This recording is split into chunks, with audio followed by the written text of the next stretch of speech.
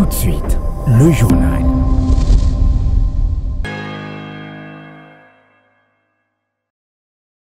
C'est l'heure du journal sur la RT Éduc. Voici les principaux titres. C'est dans un climat serein et ordonné que s'est clôturée la 58e édition de la session ordinaire de l'examen d'État. Ce sont là les premiers mots de la ministre d'État à l'Éducation nationale et nouvelle citoyenneté.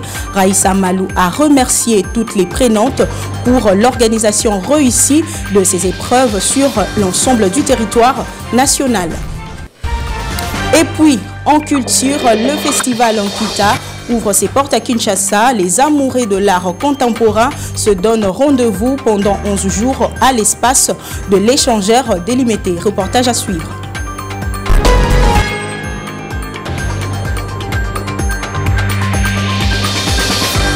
Bienvenue à tous. La République démocratique du Congo ne va pas dialoguer avec ses agresseurs, en particulier le Rwanda, avec qui Kinshasa entretient les tensions depuis la résurgence du mouvement terroriste M23 dans l'est du pays. Cette position a été réitérée par la première ministre Judith Souminois lors de sa rencontre avec les forces vives du Nord Kivu. On l'écoute. Moi, à mon niveau, avec les membres de mon gouvernement, nous allons continuer à travailler. Il faudra trouver des solutions pour les déplacer. Nous avons entendu tout ce qui se passe dans les sites et la violence qu'il y a à l'intérieur et les problèmes d'accès à l'eau, les problèmes de latrines, les problèmes d'éducation pour les enfants. Et je pense que plutôt que de continuer à mettre juste du sparadrap, il va falloir aujourd'hui faire en sorte que les plaies cicatrisent. Pour toutes les femmes, mes mamans, mes sœurs, mes filles, comme je l'ai dit à Bukavu, avant d'être Premier ministre, je suis une épouse, une maman, une mère, une sœur, pour mes frères et pour mes sœurs. En me mettant dans cette position-là, je peux imaginer ce que c'est de pouvoir souffrir dans sa chair. Je peux imaginer de voir ce que c'est que d'être dans l'impossibilité d'envoyer ses enfants à l'école, de voir les enfants malnutris mourir parce qu'ils n'ont pas pu avoir à manger. Mais je constate aussi qu'en tant que femme, nous avons cette résilience. Nous sommes capables de nous lever et de tenir. Et je peux vous garantir que nous allons tenir et nous allons avancer. Nous n'allons pas lâcher. Direction le Haut-Katanga 1 où le vice-ministre de l'Éducation nationale et nouvelle citoyenneté a supervisé l'organisation de la session ordinaire de l'examen d'État 2024. C'est sur une note de satisfaction que Jean-Pierre Kezamoudro conclut sa mission. Il a salué le leadership des autorités provinciales qui ont veillé aux moindres détails. On l'écoute. J'ai été positivement marqué par les travaux préparatoires à la passation des épreuves de l'examen d'État dans la province éducationnelle du Haut-Katanga 1. Dans tous les centres où je suis passé, je n'ai noté aucun incident majeur. Dans tous les centres où je suis passé, j'ai remarqué qu'il y avait de l'ordre, il y avait du calme et il y avait de la discipline. Et ça a dépassé mon attendement. Ça a dépassé mon attendement, surtout quand nous devons focaliser notre attention sur le nombre de candidats. C'est une province qui a beaucoup de candidats, mais des candidats qui ont été très bien formés et dociles, qui sont en train de passer leurs épreuves en toute quiétude. Et ça m'a marqué positivement. Le centre Wema. J'ai été agréablement surpris de voir pour la première fois, pour moi en tant qu'inspecteur de l'enseignement secondaire et moi en tant que vice-ministre de l'Éducation et nouvelle citoyenneté, nos frères et sœurs non-voyants qui passent les épreuves, les mêmes questions avec tous les autres candidats. C'est extraordinaire. J'ai même demandé à 2 d'entre eux de lire les textes. Ça m'a vraiment bouleversé et je me dis, voilà la catégorie de personnes sur lesquelles repose l'espoir du chef de l'État Félix Antoine Tshisekedi Tshilombo la transformation substantielle, radicale de la République démocratique du Congo dans les années à venir. Je les ai encouragés et je leur ai souhaité bonne chance et bon travail. Et aucun incident majeur n'a été signalé lors de la passation des épreuves de l'examen d'État dans la province éducationnelle de l'Ituri 1. En marge de la clôture de ces évaluations, l'inspecteur principal provincial a appelé les parents à encadrer les enfants durant cette période dont ces derniers sont censés attendre les résultats après la correction. Correspondance de Joseph Kandolé. Il n'y a pas eu beaucoup de dérapages, c'est presque la même chose comme à l'examen hors session. Ce que nous conseillons, nous demandons aux enfants d'être calmes et de rentrer à la maison et attendre patiemment les résultats qui seront publiés incessamment. Les parents, ils doivent chercher à encadrer les enfants. Il y a beaucoup de travaux que les enfants peuvent faire à la maison. Au lieu de les laisser dans la rue comme ça, ils doivent essayer d'encadrer les enfants, surtout pendant cette période de vacances. Donc les enfants parfois se sentent très libres, ils font n'importe comment. Donc c'est le tour des parents d'essayer d'encadrer les enfants, de les occuper. Parce qu'on dit quand un enfant n'est pas occupé, il est enclin à faire tout, à semer des désordres. C'est que nous demandons aux parents d'essayer d'encadrer les enfants afin de ne pas déranger la société. Le bilan est satisfaisant dans la province éducationnelle du Nord Kivu 2. Affirmation de l'inspecteur principal provincial Jean-Pierre Masumbuko qui, au bout de 4 jours d'épreuve, a constaté une réduction par rapport à l'année passée. Pendant ce temps, 275 candidats déplacés de guerre ont participé à ces examens enregistrés dans le différents centres des passations. Rufin Anastaïli nous en dit plus. Dans une interview d'évaluation nous accordée, l'inspecteur principal provincial en province éducationnelle Nord Kivu 2 se réjouit du bon déroulement des examens durant les 4 jours des épreuves. Je confirme que tout s'était bien passé. Depuis les premiers jours jusqu'au 4e en tout cas, tout est en ordre. En tout cas, on n'a pas de quoi se plaindre. Bon, on ne peut pas manquer de signaler la situation des élèves déplacés. Moi, je dois ici remercier tout le monde qui s'est impliqué pour les sensibiliser et à venir se faire inscrire dans les poules. Vraiment, le message est passé parce que nous avons reçu au total 275 candidats déplacés.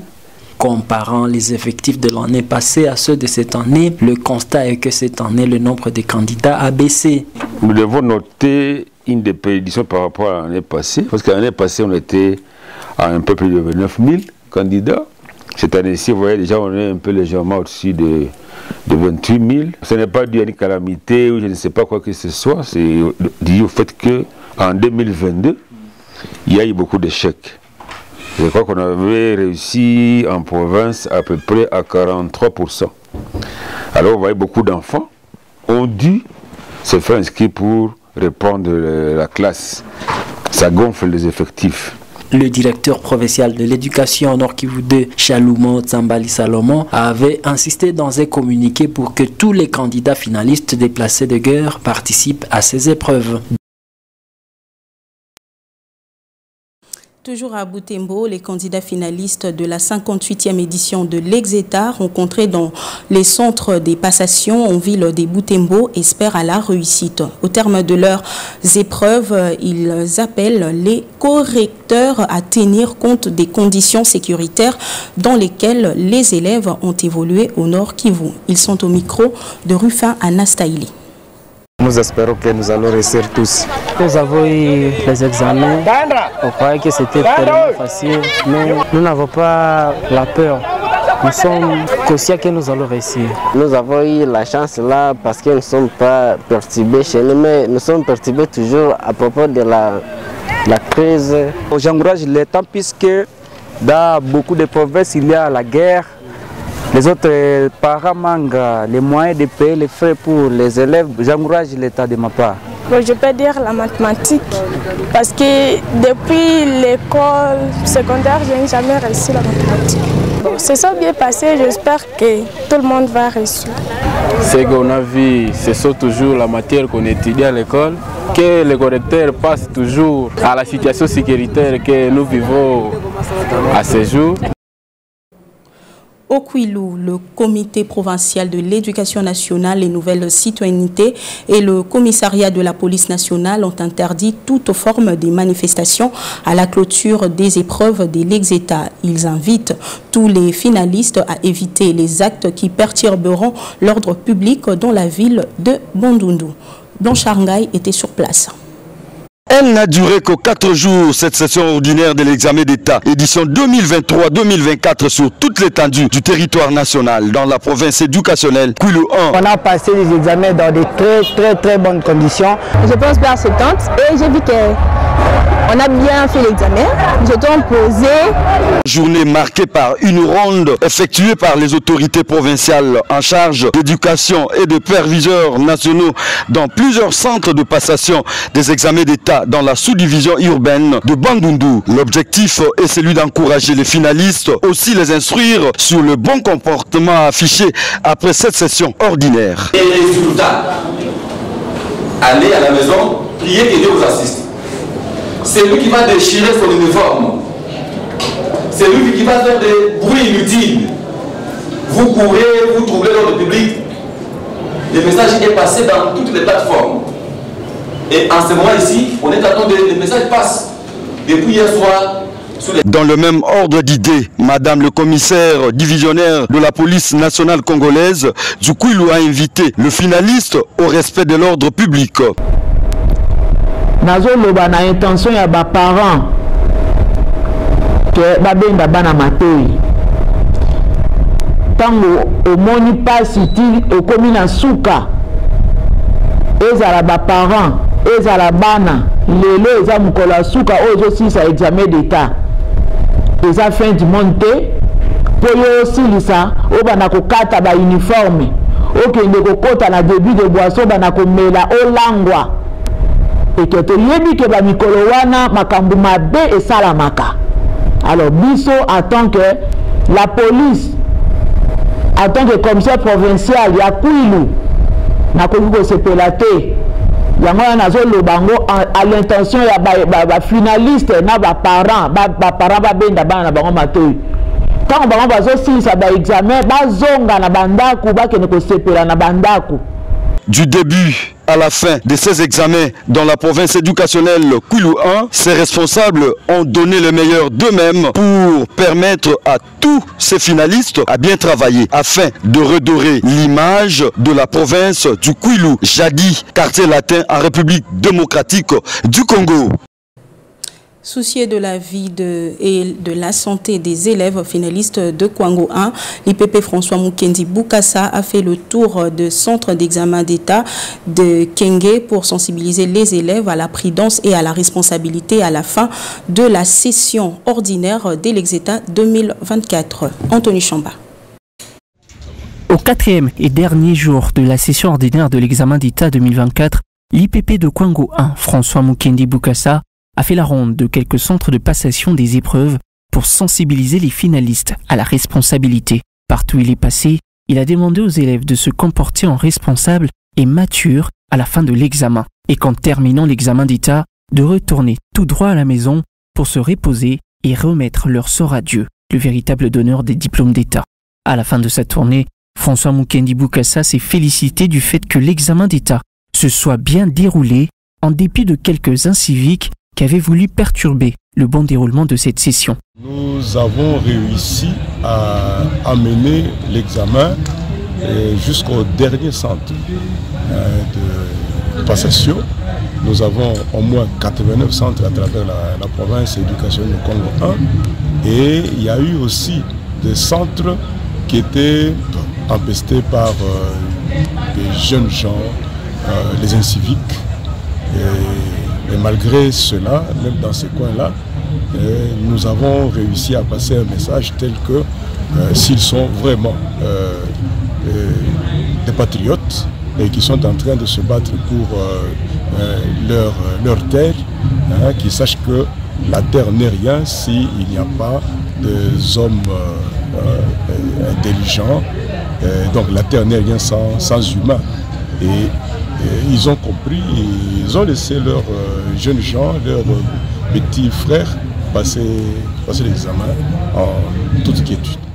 L'IPP François Mukendi Bokassa a bon espoir que sa province éducationnelle pourra donner à la République des lauréats, pourquoi pas le meilleur lauréat, car dit-il, c'est là est le souhait légitime. Direction le Congo central 1 où le directeur provincial s'est rendu dans quelques centres des passations de l'examen d'État édition 2024 lors de la dernière journée. Objectif s'imprégner des conditions sécuritaires et environnementales.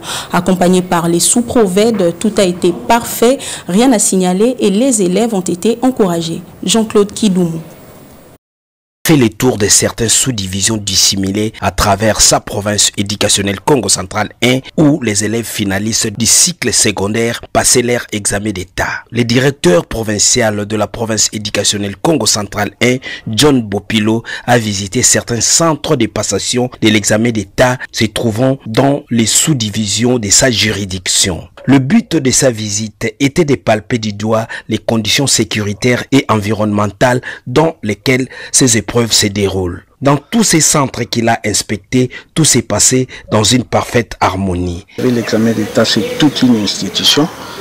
C'est ainsi que je me suis dit, cette fois-ci, je dois parcourir des cités, des territoires pour voir comment la situation se passe. Heureusement, partout où je suis passé, Boma, Manterne, et maintenant j'entre par Lukula, au niveau de la cité de Lemba.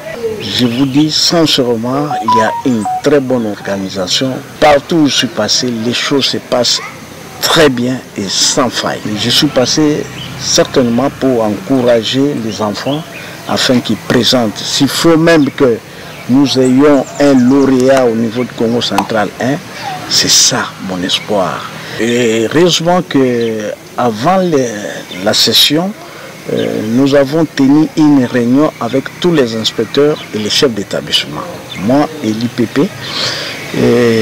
Nous avions donné des instructions auxquelles, pour les constats que je fais, que les instructions que nous avons données sont bien suivies.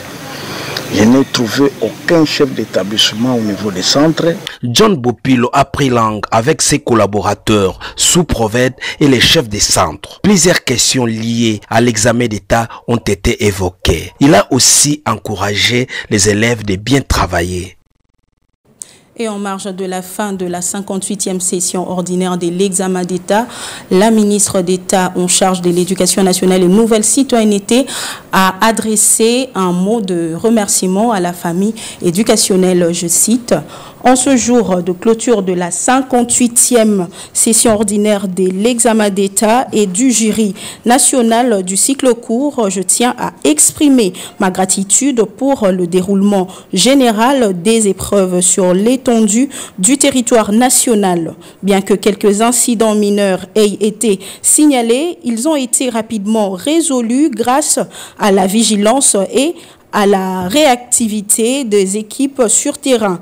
Les épreuves se sont majoritairement déroulées dans un climat serein et ordonnée. Je salue particulièrement la participation des enfants issus des minorités et des catégories de vulnérables, notamment les enfants vivant avec handicap. Leur détermination à participer à ces épreuves est un témoignage puissant de leur résilience et de leur courage. Je tiens à féliciter les responsables de la province éducationnelle de l'Équateur 1 pour l'inclusion remarquable des élèves autochtones. Leur engagement à promouvoir un environnement éducatif sûr et inclusif doit servir d'exemple. Mes pensées vont également aux élèves déplacés et à ceux qui se trouvent dans la partie Est, en proie des violences armées perpétrées par des groupes territoriste. La participation rendue possible par la délocalisation de certains centres de passation des provinces éducationnelles Nord Kivu 1, 2 et 3, ainsi que de la province éducationnelle Ituri 2, témoignent de leur remarquable bravoure. Je remercie également le gouvernement pour la prise en charge des frais de participation des finalistes dans toute la province du Nord Kivu. Je voudrais exprimer ma profonde gratitude à l'équipe de 160 intervenants internes et 139 externes, en commençant par l'inspecteur général adjoint chargé des évaluations certificatives des humanités, les inspecteurs principaux, les principaux adjoints, les itinérants, rédacteurs jusqu'aux agents d'appointe, ainsi qu'à l'ensemble des services de sécurité. Leur travail assidu pendant près de 3 mois a été essentiel pour le succès de cette session. Enfin, je remercie chaleureusement son Excellence Madame la Première ministre pour son soutien et sa présence lors du lancement officiel de cette session. J'invite tous les finalistes à la retenue, à la responsabilité et au respect de l'ordre public en évitant les tapages au sortir de centres de passation dès l'examen d'État. Dans un autre registre, l'Institut français de Bukavu lance la 2e édition du Festival des enfants. Ce rendez-vous culturel sera organisé par l'Institut français. Le point avec Emmanuela Baindoa. Au cours d'une conférence de presse où plusieurs journalistes ainsi que les enfants journalistes du RGAE ont pris part, la directrice de l'Institut français de Bukavu a annoncé la 2e édition du festival Yawatoto pour ce 6 juillet 2024. Satisfaite du succès de ce festival lors de sa première édition, la directrice rassure une nouvelle touche pour renforcer ce festival dédié aux enfants après que l'assistance ait suivi une projection et des témoignages de l'édition passée. Les nouveautés, c'est qu'on a préparé des ateliers différents, il y aura des spectacles différents et puis la nouveauté aussi, c'est par esprit de solidarité et pour faire appel à la générosité du public, les familles ont la possibilité d'acheter un ticket supplémentaire pour un enfant défavorisé. L'année passée, on a eu presque 1500 personnes, enfants et parents confondus. Donc cette année, on espère avoir un peu plus, surtout qu'on aura un peu plus d'espace à l'extérieur parce qu'on a eu l'accord de nos voisins pour élargir un peu le lieu du festival. Les enfants journalistes du RGAE présents dans cette conférence et l'un des nombreux partenaires de ce festival promet un accompagnement culturel, journalistique et de plaidoyer en faveur des autres enfants victimes de la guerre Nord Kivu. Ce festival, c'est une bonne chose parce que ça commence par faire respecter l'un des articles de la Convention relative des droits des enfants. L'article 31, le réseau de journalistes Amis de l'enfant junior va réaliser à cette activité des vidéos, va faire des interviews, des photos, on va écrire des articles qui seront publiés sur le site Watoto News, média en ligne. Et tout cela, ça sera dans le cadre du festival et la participation des enfants. Entre-temps, ces derniers ne cessent de plaider en faveur des autres pour quelques améliorations pour les éditions qui suivront de ces festivals. Le festival n'est pas très suffisant pour un seul jour. Nous savons que pour nous les enfants, nous aurons aimé seulement qu'il y ait 2 ou 3 jours. Mais comme il n'y a pas de possibilité pour cette année, nous demandons à l'Institut français de regarder s'il y aura la possibilité de le faire encore une autre fois pour 2 à 3 jours. Signalons que ce festival Yawatoto est co-organisé par l'Institut français de Bukavu et l'Asbel Kesho Congo en partenariat avec le réseau de journalistes Amis de l'enfant et plusieurs autres organisations. Autre chose, lutte contre la pauvreté en RDC, l'ONG internationale BPW en fait son cheval des batailles. Une forte délégation de cette organisation est venue présenter à la ministre du Genre, de la Famille et de l'Enfant son projet d'action. On est présent dans 120 pays, 5 continents, et puis on a conclu un MOU mondial avec ONU Femmes pour créer des incubateurs, des possibilités pour les femmes de gagner l'indépendance économique. Et puis on est venu solliciter l'aide aussi de son Excellence la ministre Pujan pour nous soutenir dans cette entreprise dans la République. La ministre a été émue et très contente et elle est d'accord de recevoir ce projet et de l'accompagner jusqu'au bout et de mettre tout en œuvre pour la réalisation de l'installation des incubateurs en République démocratique du Congo, puisque c'était parmi l'un des pays qui a été aussi nommé comme pays pilote. Je dirais que nous avons combattu plutôt pendant longtemps, nous avons lutté pendant longtemps pour effectivement rendre effective cet entrepreneuriat féminin. Et bien voilà, il y a une occasion encore qui se présente en RDC et que nous sollicitons l'appui, l'adhésion de toutes femmes entrepreneurs et ainsi que d'autres partenaires aussi pour venir cette fois-là soutenir ces modèles actuels, modèles réussis dans notre pays, qui va s'installer dans notre pays. Donc, levons-nous et bâtissons tous ensemble ce projet en RDC. Dans l'actualité également, la deuxième conférence sur les défis de développement de la République démocratique du Congo a débuté depuis jeudi au Fleuve Congo Hôtel. Ces forums réunissent le corps d'élite scientifique de l'UDPS Tshisekedi autour des fondamentaux pour une industrialisation efficace et durable au pays. Ouvert par le professeur Yves Moluku, représentant du secrétaire général de l'UDPS, a souligné l'importance de l'innovation et de l'exploitation de stratégies pour transformer la nation. Il a également mis en avant l'intérêt de soutenir le développement de petites et moyennes entreprises en faveur de l'industrialisation. Plusieurs intervenants ont participé à cette conférence, dont le ministre des Ressources hydrauliques et de l'électricité, qui a dressé un état de lieu du secteur de l'énergie. Le professeur Teddy Luamba a quant à lui abordé les perspectives de développement en mettant en place de mécanismes pour combler le déficit actuel. Il nous faut une politique incitative qui va permettre à ce que l'on puisse booster le secteur, qu'il puisse aller de l'avant par, premièrement, l'octroi des titres, et puis, je suis d'accord avec monsieur le gouverneur de la banque, trouver un mécanisme de financement important. Je suis en train de penser aussi à la réforme institutionnelle. Le secteur de l'eau a presque les mêmes difficultés que celui de l'électricité. Il est de bonne loi pour un pays avec autant d'eau douce de pouvoir avoir tout simplement la consommation de l'eau en surface et d'investir dans la potabilité de cette eau. Divers thèmes ont été abordés, notamment la politique à appliquer pour l'industrialisation de la République démocratique du Congo, la problématique de la transformation locale de produits miniers ainsi que l'hygiène en milieu de travail. Il est à noter que les discussions sur l'industrialisation de la République démocratique du Congo se poursuivront ce vendredi 28 juin 2024. Au ministère des Ressources hydrauliques et électricité, une délégation de la Banque mondiale conduite par Jean-Pascal Nganou, coordonnateur des projets économie, finances et institutions de la Banque mondiale, a rencontré le ministre Teddy Luamba. Les échanges ont tourné autour du programme ambitieux du président Tshisekedi sur le projet d'Inga.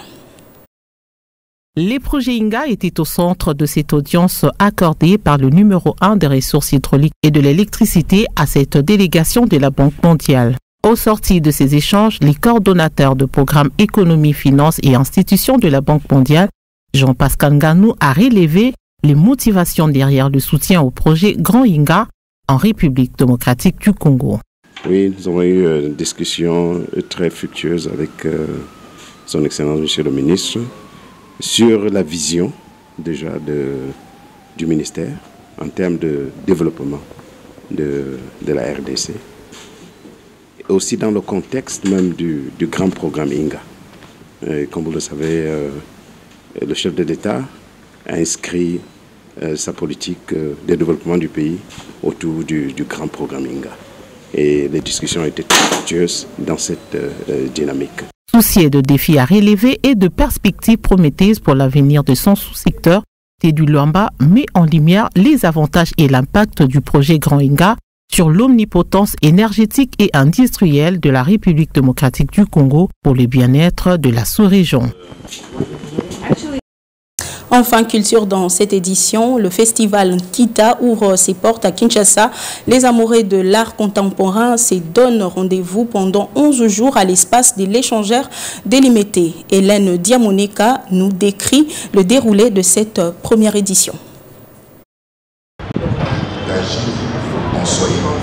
C'est en présence de nombreux cadres et acteurs du domaine culturel que le lancement du festival culturel Kita a eu lieu. Prenant la parole à cette occasion, le directeur général du musée national Bokolo Mpoka Jean-Pierre a appelé la population à venir découvrir le valeur culturelle congolaise à travers ces festivals. Tout ce que nous sommes en train de faire pour l'instant, c'est amener un narratif pour que notre industrie culturelle soit vendue et qu'on comprenne l'importance culturelle de la République démocratique du Congo. C'est ce que nous vivons aujourd'hui à travers cette première exposition. Un temps fort a marqué cet événement, c'est la remise des tableaux représentant des femmes africaines avec des coiffures naturelles congolaises, symbole d'identité culturelle de leurs ancêtres. On a remis ces portraits pour montrer au DG que nous ne pouvons pas bannir nos valeurs identitaires sur la question liée à la culture chevalière au profit de la culture des autres. Et alors il y a la femme qui n'avait que le nez pour respirer, c'est l'état ou l'état actuel de la culture chevalière. Alors si on se met ensemble pour réunir nos efforts afin de promouvoir la coiffure traditionnelle, la RDC sera attendue pour ces questions-là. Les coordonnateurs de l'événement invitent les autorités et la population à venir découvrir la richesse culturelle du pays.